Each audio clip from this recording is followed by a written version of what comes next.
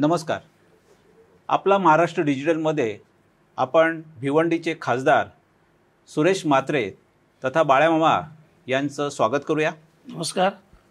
सगळ्यात महत्त्वाचं म्हणजे दिबा पाटील यांचं जन्मशताब्दी वर्ष आहे आणि दिबा पाटील यांचं नाव घेतल्याबरोबर आपल्याला आगरी समाज, कोळी समाज याची आठवण येते. परंतु आपण जर अभ्यास केला तर असं लक्षात येतं की ठाणे जिल्ह्यापुरतंच त्यांचं नेतृत्व मर्यादित केलं जातं, ठाणे रायगडपुरतंच. परंतु जर आपण पाहिलं तर ते राष्ट्रीय पातळीवरचे नेते होते हे आपल्याला आता लक्षात येईल.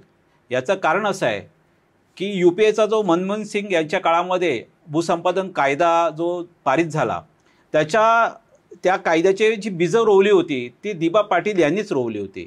भ्रूण हत्येच्या संदर्भातला जो कायदा झाला त्याच्या मागे पण दिबा पाटील यांचेच बीजं रोवलेली होती. त्याच्यानंतर कुळ कायद्याच्या संदर्भात असतील आणि सगळ्यात महत्त्वाचे म्हणजे प्रकल्पग्रस्तांच्या अस्मितेचे जनक संपूर्ण राष्ट्रीय पातळीवरचे असे हे दिबा पाटील होते, ज्यांचं OBCच्या आरक्षणामध्ये मंडलाच्या आयोगाच्या स्थापनेमागे आणि त्याची अंमलबजावणी याच्यामध्ये सुद्धा त्यांचा हातभार होता. असं एक महान नेतृत्व होतं आणि त्यांचं नाव नवी मुंबईला देण्यासाठी एकूणच मानसिकता तयार करण्याच्या दृष्टिकोनातून आपण विचारविनिमय करणार आहोत.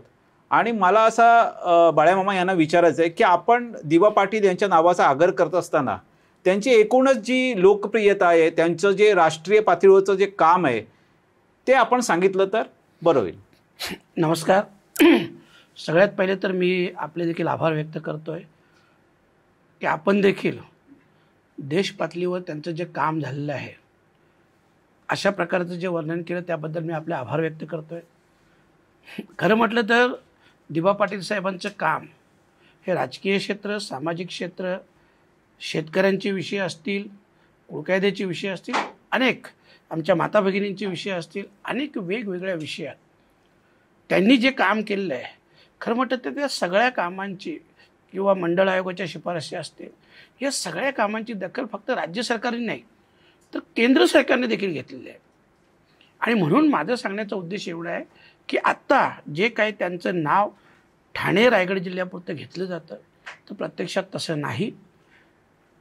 ते राजकीयदृष्ट्या बघितलं तर 5 वेळा आमदार होते, महाराष्ट्र विधानसभेचे विरोधी पक्षनेते होते, 2 वेळा खासदार होते. हा एक स्ट्रॉंग राजकीय पार्श्वभूमी झाली. त्याही पलीकडे जाऊन खास करून जो स्त्री भ्रूण हत्येचा कायदा जो लागू झाला 1989ला, जो महाराष्ट्रात लागू झाला त्याचं सगळं श्रेय हे स्वर्गीय दिबा पाटील साहेबांना जातं. त्याच्यानंतर त्याच स्त्री भ्रूण हत्येच्या कायद्याची दखल केंद्र सरकारने देखील घेतली आणि 1994ला केंद्राने देखील तो कायदा पारित केला.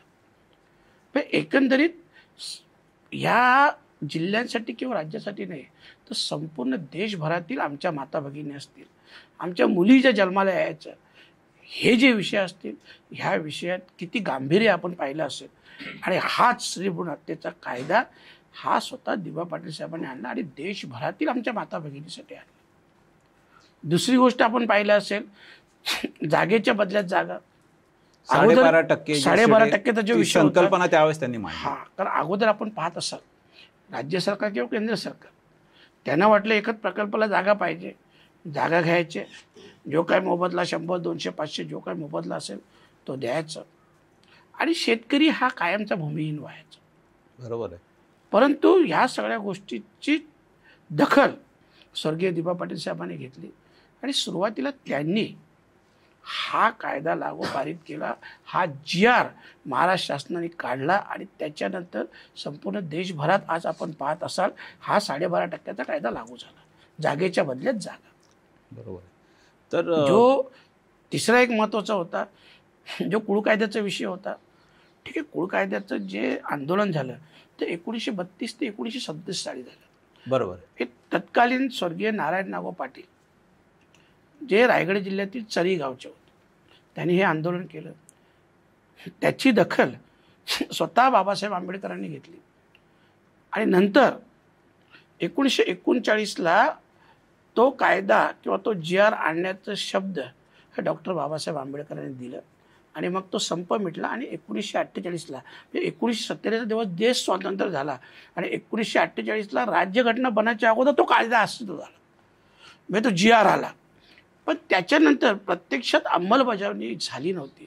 म्हणून 1957ला जेव्हा दिबा पाटील साहेब आमदार झाले, 1957 ते 1965 या 7 वर्षाच्या कालावधीत लगातार पाठपुरावा करून तो कायदा देखील महाराष्ट्र सरकारला पारित करायला लागला आणि त्याची दखल केंद्र सरकारला घ्यायला लागली. आणि चौथा सगळ्यात महत्त्वाचा की ज्या मंडळ आयोगाच्या शिफारसी त्यावेळेस जे ओबीसीचं नेतृत्व बरोबर खऱ्या अर्थाने त्यांनी केलं.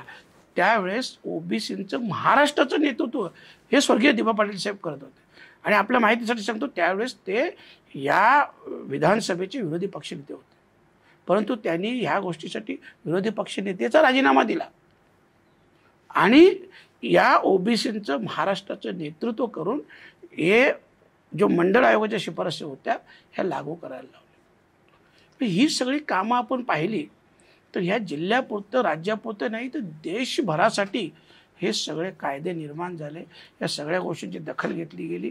त्याच्यामुळे जी त्याची प्रतिमा काही जिल्ह्यांपुरती मर्यादित केली जातं, एक समाजापुरतं मर्यादित केली जातं असं नाही. ते आगरी कोळी समाजाचे नेते होते, हरकत नाही, त्यांचा जन्म आमच्या समाजात झाला, परंतु त्यांनी ओबीसीसाठी असेल, आमच्या माता भगिनीसाठी असेल, आमच्या शेतकऱ्यांसाठी असेल, देशभरात ही सगळी कामं केली. आणि म्हणून ते देशाचे नेते होते, ते एका जिल्ह्याचे आणि राज्याचे नेते नव्हते. हे मला केंद्र सरकारला सांगायचं. मला असं म्हणायचं की एकूणच जर आपण दिबा पाटील यांचा एकूण जे कार्याची महती लक्षात घेतली तर मला जे देश पातळीवरती जे इतिहासात जे नेतृत्व होऊन गेलं तर त्याच्यामध्ये एक महत्त्वाचं नाव आपण त्यांचं घेऊ शकतो अशा पद्धतीचं कार्य होतं. परंतु हे महाराष्ट्राचं दुर्दैव म्हणा किंवा आपल्या ठाणे जिल्ह्याचं दुर्दैव की आपण त्यांची महती सांगण्यात कमी पडलो. पण या निमित्ताने का होईना, नवी मुंबई विमानतळाच्या निमित्तानं का होईना, परंतु त्यांच्या कार्याचा गौरव आपण आता करायला घेतला पाहिजे आणि त्यासाठी आपण विविध कार्यक्रम तुम्ही नक्कीच कराल. परंतु जर आपण पाहिलं तर सातत्याने जर 28 जून 2022ला उद्धव ठाकरे ज्यावेळेस मुख्यमंत्री असताना त्यांनी राजीनामा दिल्यानंतर शेवटची जी कॅबिनेट मीटिंग घेतली त्याच्यामध्ये त्यांनी शिवसेना प्रमुखांचं जे नाव विमानतळाला देण्याचं जी संकल्पना होती मंजूर केली होती तर त्याला त्यांनी माघार घेतली. स्वतःच्या वडिलांचं नाव मागे घेऊन दिबा पाटील यांचं नाव द्यावं अशी त्यांनी मंजुरी दिली आहे कॅबिनेटमध्ये. तर त्याच्यातनं पण लक्षात येतं की स्वतःच्या वडिलांचं नाव मागे घेऊन दिबा पाटील यांचं नाव देण्यासाठी, दिवंगत दिबा पाटील यांचं नाव देण्यासाठी त्यांनी पुढाकार घेतला. भाजपनी पण ह्याच्यापूर्वी आंदोलन केलं आहे त्यांचं नाव देण्यासाठी आणि एकूणच सर्व पक्षांमध्ये त्यांच्याबद्दल मतैक्य आणि राज्य सरकारकडनं एकमेव नाव गेलेलं आहे. हे सगळं मान्य आहे, परंतु कुठेतरी शंकेची पाल चुकचुकते की काहीतरी गडबड आहे किंवा का दिरंगाई केली जाते. तर ह्या सगळ्या गोष्टीचा आपण आढावा घेतला. बदलतं जे राजकारण आहे या दृष्टिकोनात त्याच्यावर तुम्ही काय भाष्य कराल? बघा, ह्या सगळ्या गोष्टी जी मनात पाल चुकचुकते ना, जी शंका येतो, एक तर सगळ्या पक्षाच्या लोकांनी ही मागणी केलेली आहे. बरं, महाराष्ट्राच्या विधानसभेतून एकमताने नाव गेलेलं आहे. ह्या सगळ्या गोष्टी झालेल्या असताना सुद्धा ह्या नामकरणासाठी एवढा उशीर का लागतो? याच्यात बघा अनेक चर्चा, अनेक गोष्टी आमच्या देखील कानावर आलेल्या आहेत. परंतु माझं स्पष्ट म्हणणं आहे, मी जे तुम्हाला दिबा पाटील साहेबांविषयी माहिती सांगितली ती याच्यासाठी सांगितली की केंद्र सरकारच्या कानापर्यंत पोहोचावं की ते या देशाचे नेते होते.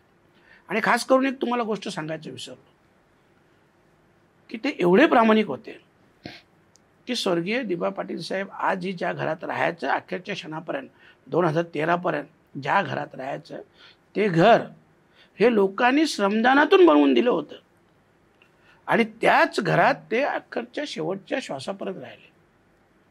म्हणजे बदलत्या राजकारणाचा जो आता सध्याचा काळ आहे त्याच्यामध्ये एक त्या दृष्टिकोनातनं पण एक असं व्यक्तिमत्व आहे की त्याचा आपण आदर्श ठेवला पाहिजे आणि त्यासाठी येणाऱ्या पिढीसाठी ते आदर्श निर्माण होऊ शकेल.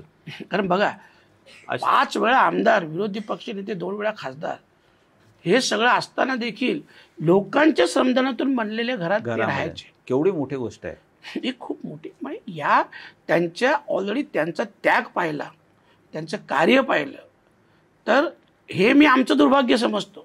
बरोबर आहे. हे जिल्ह्याचं पण दुर्भाग्य आहे, हे या राज्याचं पण दुर्भाग्य आहे की अशा व्यक्तिमत्वाचं नाव हे देश पातळीवर अगोदरच का गेलं नाही. बरोबर आहे. एक थोर समाज सुधारकांच्या यादीत त्यांचं नाव का गेलं नाही? प्रश्नच नाही. पॉलिटिकली तुम्ही बाजूला सोडा, 5 वेळा आमदार, 2 वेळा खासदार, विरोधी पक्ष नेते, हे बाजूला ठेवा, परंतु इथं त्यांची कामं पाहिली तर देशातील जी प्रमुख समाज सुधारक किंवा नेते मंडळी होती, जे स्वातंत्र्य चळवळीत होतं, त्या लोकांच्या यादींमध्ये स्वर्गीय दिबा पाटील साहेबांचं देखील नाव हवं होतं. 100% असायलाच पाहिजे होतं. पण जरी ते नाही, पण आत्ता हे राज्य सरकारला लक्षात आलेलं आहे, त्यांचे आभार मानतो. केंद्र सरकारने हे लक्षात घ्यावं आणि आता त्यांच्या नावासाठी, कारण बघा, आम्ही त्यांच्या नावासाठी म्हणण्यापेक्षा त्यांच्या कार्याचं गौरव करण्यासाठी, का ज्या व्यक्तीने एवढी कामं केली, जी व्यक्ती एवढी प्रामाणिकपणा होती, त्या व्यक्तींच्या नावाचा योग्य तो सन्मान झाला पाहिजे. प्रश्नच नाही. तर लोकांसमोर एक आदर्श व्यक्तिमत्व, एक प्रेरणास्थान, आणि लोकांना खूप, बघा, येणाऱ्या भावी पिढीला हे खूप शिकण्यासारखं आहे. बरं, आजचे राजकारणी तुम्ही पाहत असाल, 5 वर्ष नगरसेवक झाला, 5 वर्ष जिल्हा परिषद मेंबर झाला का तो बंगला बनवतो, परंतु सतत 35 वर्ष आमदार, खासदार, विरोधी पक्ष असं असताना देखील श्रमदानातून बनवलेल्या घरात राहायचे. खूप मोठी गोष्ट. आणि म्हणून त्यांच्या कार्याची दखल खरं म्हटलं तर केंद्र सरकारने घ्यायला पाहिजे. हे कुठलाही विलंब न लावता, आडेवेडे न घेता, आंदोलन करण्याची गरज नाही. खरं काहीच नाही. एवढं मोठं त्यागी व्यक्तिमत्व होतं. काय आहे ऍक्च्युली त्यांचं हे जे काम आहे ना, हे सर्वसामान्यांपर्यंत गेलं, केंद्रापर्यंत गेलंच नाही. आता ती आपली जबाबदारी आहे.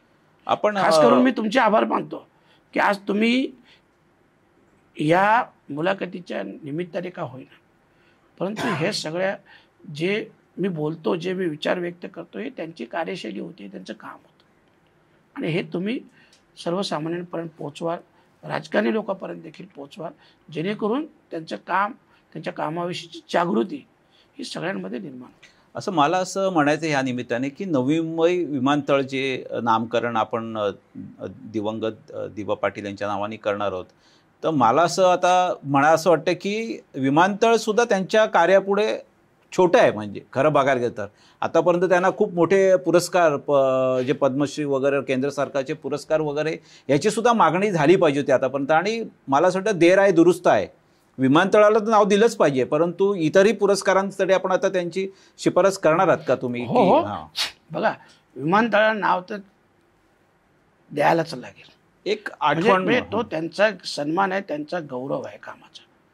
पण ह्यापुढे याच्यानंतर मी केंद्र सरकारकडे, राज्य सरकारकडे देखील मागणी करणार आहे, जे जे मरणोत्तर पुरस्कार दिले जातात, त्या मरणोत्तर पुरस्काराच्या यादीमध्ये स्वर्गीय दिबा पाटील साहेब यांचं नाव आलं पाहिजे. बरोबर. आणि हे जेव्हा आपण जे बोलतो, हे सर्व आपण जेव्हा राज्य सरकारच्या, केंद्र सरकारच्या देखील लक्षात आणून देऊ, मला विश्वास आहे की ते लोकही दखल घेतील ना. 100%. आपण सांगायला कमी, एवढं मोठं व्यक्तिमत्व होतं हे अजून आमच्या समाजात देखील माहिती नाही बरं. बरोबर आहे. आणि म्हणून समाजामध्ये पहिले जागृती करायला हवी. ओबीसी समाज असेल, आमच्या माता भगिनी असतील, या सगळ्यांपर्यंत हे काम आता पोचवायला लागेल. ही आपली जबाबदारी. एक काळ असा होता खासदार साहेब की स्वातंत्र्यानंतर 77 वर्ष झाली, परंतु आजही प्रकल्पग्रस्तांचे प्रश्न मार्गी लागलेले नाही आहेत. म्हणजे जे प्रकल्प त्या वेळेला झालेले आहेत, आणि अशा परिस्थितीत त्या द्रष्ट नेतृत्व आहे दिबा पाटील यांनी, त्यावेळेस ते भूमिका मांडत ते आज कुठेतरी संपूर्ण लाखो, म्हणजे देशपातळीवरती लोकांना न्याय मिळतोय आज प्रकल्पांमध्ये जे भरडले जातात त्यांच्यामध्ये. परंतु आता जर दिबा पाटील यांचं नाव देण्यासाठी तुम्ही जे आंदोलन करणार आहात, त्या आंदोलनाचं स्वरूप थोडक्यात सांगायला पाहिजे. कारण का तर ह्या आंदोलनामध्ये सहभाग झाल्यानंतर मला वाटतं की एक संधीसुद्धा आहे की दिबा पाटील यांचं महत्त्व सांगण्याला, त्यांची महती कळण्यासाठी या आंदोलनाची पण एक लोकशिक्षण होणार आहे या माध्यमातून. तर ह्या आंदोलनाचं स्वरूप कसं असणार आहे, आणि तुमच्या ही जी आंदोलन आहे त्याची रूपरेखा काय आहे, आणि त्याच्यात सहभागी का झालं पाहिजे, ह्याच्यासाठी तुम्ही थोडक्यात सर्व जे आपले प्रेक्षक आहेत त्यांना. मला सगळ्यात पहिले तर आपण या पावसाळी अधिवेशनात पाहिलं असेल की मी स्वतः संसदेत स्वर्गीय दिबा पाटील साहेबांचं नाव नवी मुंबई आंतरराष्ट्रीय विमानतळाला देण्यात यावं, आणि ते का देण्यात यावं याचं एक 1.5 ते 2 मिनिटात मी विश्लेषण केलं होतं, बोललो होतो. आणि हे आज जे आम्ही करतोय त्याच्यानंतर आपण पाहिलं असाल की अनेक चॅनलला बातम्या आल्या की नवी मुंबई आंतरराष्ट्रीय विमानतळ, नवी मुंबई आंतरराष्ट्रीय विमानतळ. मग त्याच्यानंतर आमच्या बऱ्याच संघटनांनी असतील त्या बोर्डाला काळे फासले, परंतु त्याच्या विरोधात जसं आंदोलन व्हायला पाहिजे तसं झालं नाही. अगदी बरोबर बोलले तुम्ही. आणि म्हणून दिवा पाटील साहेबांची येणारी जन्मशताब्दी आहे आणि त्याचं निमित्त पण आहे आणि खास करून मेन तर त्या विमानतळाला नाव देण्यात यावं. आणि म्हणून मी विचार केला की आज कोणी करत नसेल तर आपणही या एक समाजाचे घटक आहोत. बरोबर आहे, अगदी बरोबर. माझीही जबाबदारी आहे. आणि म्हणून मी विचार केला की आपण एक 4 व्हीलर गाड्यांची रॅली काढूया. ही रॅली नवी मुंबई मार्गे, ठाणा मार्गे विमानतळाला फेरा मारून जास्ती गावात जाऊन त्यांच्या स्मृतीस अभिवादन करू आणि आपण ती मागणी करू. परंतु मी तुमच्या माहितीसाठी सांगतो, ज्या दिवशी मी हे अनाऊन्स केलं की असा असा विषय आहे आणि मी अशासाठी रॅली काढतो, एका दिवसात 600च्या वर गाड्यांची नोंद झाली. अरे वा. जे प्रतिसाद पाहिला आणि आज 4 ते 5 दिवसात प्रतिसाद पाहिला लोकांचा, तर आत्तापर्यंत 1700 ते 1800 गाड्यांची नोंद, गाड्यांचे नंबर, ड्रायव्हरचं नाव याच्या सहित आलेलं आहे माझ्याकडे. खूप चांगला प्रतिसाद. म्हणजे आपण पाहिलं की मला कल्पना आहे हा प्रतिसाद स्वर्गीय दिवा पाटील साहेबांच्या नामकरणासाठी आहे, त्यांच्या गौरवासाठी आहे आणि सगळ्यांच्या एक म्हणण्यापेक्षा त्यांनी जे काम केले त्यांच्या कामाच्या गौरवासाठी, त्यांच्या हक्कासाठी हे सगळं चाललेलं आहे.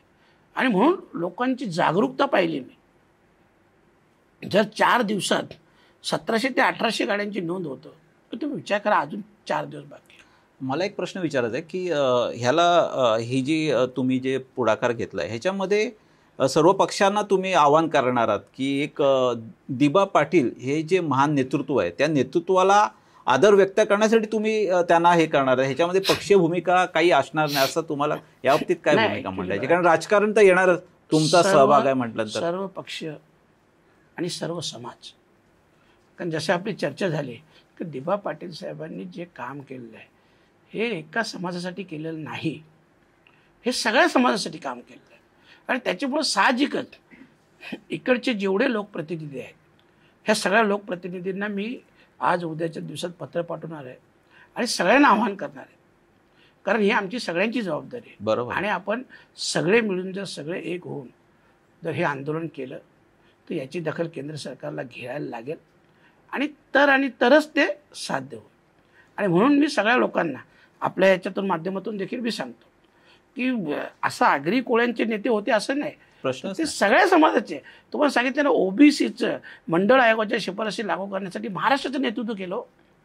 आमच्या माता भगिनी, देशभरातील माता भगिनीसाठी भ्रूण हत्येचा कायदा निर्माण झाला. देशभरातील शेतकऱ्यांसाठी 12.5% कायदा लागू झाला, कुळ कायदा लागू झाला. हे काय एका समाजासाठी काम थोडं आहे, सगळ्यांचा सहभाग असला पाहिजे. हे देशभरातील सगळ्यांसाठी आहे. आणि म्हणून मी सगळ्या समाजाच्या, सगळ्या जातीपातीच्या लोकांना आवाहन करतो की आपण सगळे मिळून या. मला आता एक शेवटचा प्रश्न असा विचारायचा आहे की या निमित्ताने मी जर पाहिलं तुमचा एकूणच नेतृत्वाच्या वाढती जी कक्षा आहे त्याच्यामध्ये 27 गावीचा प्रश्न असेल, त्याच्यामध्ये पण तिकडनं मागणी झाली आणि त्याचं नेतृत्व पण तुमच्याकडे दिलं गेलं.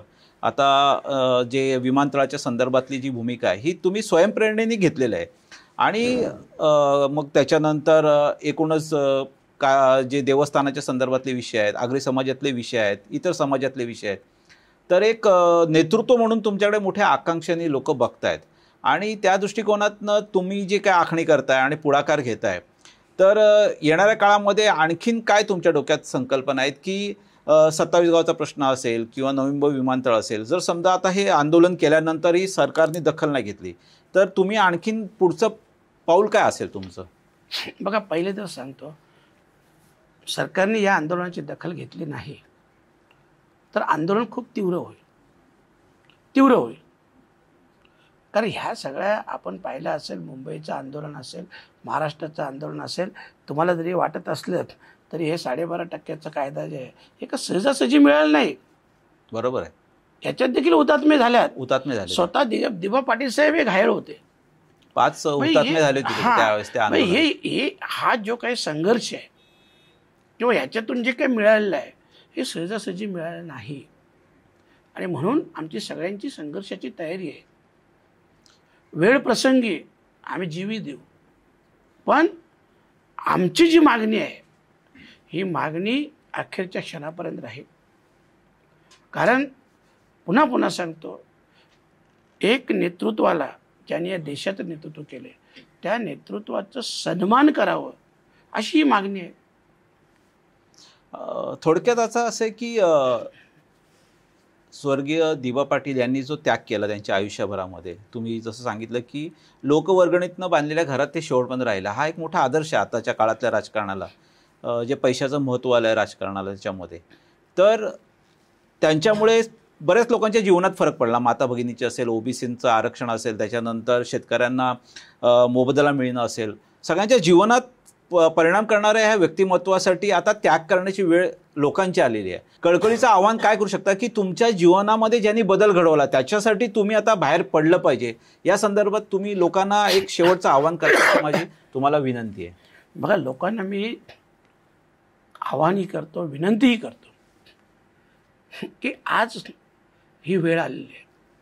आपण पाहिलेलं आहे काही दिवसातच, महिन्या 2 महिन्याच्या आत या विमानतळाचं उद्घाटन होणार आहे.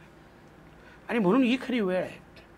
आत्ता जर आपण संघटित झालो नाही, आत्ता जर आपण एक झालो नाही, आत्ता जर आपण न्याय हक्कासाठी लढलो नाही, तर मग कधी लढायचं? बरं, येणाऱ्या भावी पिढीला आपण काय आदर्श सांगणार आहेत, किंवा या समाजाविषयी, या समाजाच्या नेत्यांविषयी, किंवा आमच्या ज्या वरिष्ठांनी जी कामं केली याच्याविषयी तुम्ही काय आदर्श आपल्या तरुण पिढीसमोर ठेवाल? उद्या येणारी भावी पिढी देखील आम्हाला विचारेल की जेव्हा वेळ होती तेव्हा तुम्ही लढले नाही. बरोबर. आणि तुम्ही लढले नाही म्हणून आज आमच्यावर ही वेळ आली. आणि म्हणून ही वेळ जागा होण्याची आहे, ही वेळ लढण्याची आहे, ही वेळ एक होण्याची आहे. आता सगळे विसरा, सगळ्या जातीपातीच्या लोकांना मी आवाहन करेन, सगळे जातीपाती विसरा, सगळे पक्ष विसरा, सगळे विसरा आणि संघटित व्हा. ज्या माणसाने एवढं आयुष्यभर त्याग केलं, आमच्या माता भगिनीसाठी असेल, आमच्या शेतकऱ्यांसाठी असेल, या सगळ्या गोष्टी ज्यांनी त्याग केलं त्यांना आज त्यांचं नाव द्यावं, त्यांचा सन्मान व्हावा, याच्यासाठी आपल्याला एक व्हायचं आणि ते व्हायला लागेल. ही आपली सगळ्यांची गरज आहे, काळाची देखील गरज आहे. आणि म्हणून मी कळकळीची विनंती करतो की आपण सगळेजण या, सगळे सहभागी व्हा. खरं म्हटलं तर ही रॅली एक छोटासा ट्रेलर असेल, मी हेही सांगतो, कारण हे माझ्या डोक्यात काय होतं की बाबा जेणेकरून ह्या रॅलीच्या माध्यमातून सरकारचं लक्ष वेधू. कारण हे 8 दिवसात मी डिक्लेअर केले, त्याच्यामुळे ते सरकारचं लक्ष वेधण्यासाठी पुढचे टप्पे बाकी आहेत. हां, याच्यानंतरचा जो संघर्ष असेल किंवा याच्यानंतरचं जे आंदोलन असेल ते खूप मोठं असेल, ते लाखोच्या संख्येने असेल. एकूणच खासदार बाळामामा म्हात्रे यांनी जे आव्हान केलेलं आहे ते खरोखर, आणि मलासुद्धा एक व्यक्ती म्हणून, मनोज वैद्य म्हणून एक खंत वाटते, जो अभ्यासक आहे या वृत्तपत्र सृष्टीतला. तर मी सुद्धा दिबा पाटील यांचा ज्यावेळेस अभ्यास करायला सुरुवात केली तर मला जाणवलं की आपल्याकडनं पण एवढं मोठं व्यक्तिमत्व दुर्लक्षित झालं. म्हणजे खरोखर त्यांचं योगदान हे अगदी म्हणजे डोळ्यात पाणी आणणारं असं योगदान होतं आणि एक त्यागी व्यक्तिमत्व होतं. तर मला असं वाटतं त्यांना राजकारणाच्या पलीकडून आपण बघितलं पाहिजे आणि सगळ्यांनी एकजुटीने जे सुरेश म्हात्रे तथा खासदार बाळामामा म्हात्रे यांनी जे आव्हान केलं आहे त्याच्यासाठी सगळे पक्षभेद, जातीभेद हे विसरून सर्व जे काही तमाम समाज आहे त्यांनी सगळ्यांनी एकत्र आलं पाहिजे. आणि हे एका समाजाचं अस्मितेचं प्रतीक नाही आहे, तर संपूर्ण समाजाला, महाराष्ट्राला नव्हे तर संपूर्ण देशाला अस्मितेचं प्रतीक असलेलं हे व्यक्तिमत्व आणि त्याचं नाव विमानतळाला दिल्याने त्यांचा यथोचित गौरव होईल असं पण म्हणता येणार, कारण का त्याच्यापेक्षाही उत्तुंग व्यक्तिमत्व त्यांचं आहे. तर कोणताही संघर्ष न करता एक प्रतिकात्मक जी काय हे रॅली काढणार आहे तर त्या रॅलीला नक्कीच यश मिळेल असं मला वाटतं. मी खासदार बाळामामा म्हात्रे यांचं खूप आभार मानतो आणि या निमित्ताने आपण दिबा पाटील यांचं महती आहे ती जास्तीत जास्त प्रत्येकाने पुढे नेली पाहिजे आणि हा जो व्हिडिओ आहे हा जास्तीत जास्त पुढे नेऊन त्यांचं कार्याचा गौरव कसा होईल यासाठी आपण नक्कीच योगदान देऊया. कारण का तर तुमच्या जीवनामध्ये जो काय फरक पडलेला आहे त्याच्यामध्ये नक्कीच कुठेतरी दिवा पाटील यांचं योगदान असणारच असणार. तुम्ही जर खोलवर गेलात तर तुमचे आजोबा असतील, पणजोबा असतील, त्यांना जर काहीतरी मोबदला मिळाला असेल, तुमच्या घरी माता भगिनी असतील, तुमचे कुठेतरी शेतकरी असतील, मित्र असतील, या सगळ्यांना जर ओबीसी म्हणून आरक्षण मिळालं असेल तर ह्या सगळ्यामागे दिवा पाटील यांचं नक्कीच योगदान आहे. तर त्या कार्याचा गौरव करण्यासाठी आपण हा व्हिडिओ आहे, ही जी मुलाखत आहे ही पुढे नेली पाहिजे. हे त्यांच्या कार्याला यथोचित एक सलाम होईल असं मला वाटतं. सगळ्यांचे मी पुन्हा एकदा आभार मानतो. धन्यवाद.